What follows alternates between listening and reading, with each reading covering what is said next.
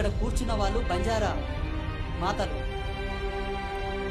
ప్రపంచవ్యాప్తంగా బంజారాలు ఎక్కడున్నా కూడా గర్వంగా గుండె మీద చేసుకొని చెప్పొచ్చు. ఎందుకో తెలుసా? వాళ్ళు రాజపూతుల వంశం వాళ్ళని.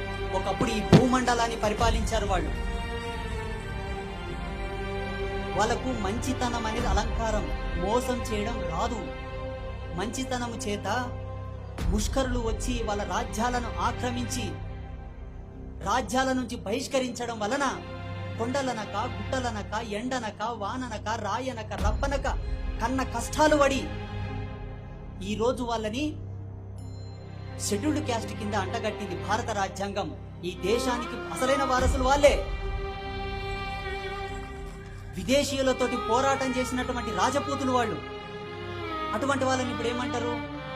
ఎస్టీలంటే, లంబాడులంటే నీచంగా చూస్తారు. చరిత్ర తెలిసిన వాడు ఎవడనొచ్చి మాట్లాడని చూస్తా.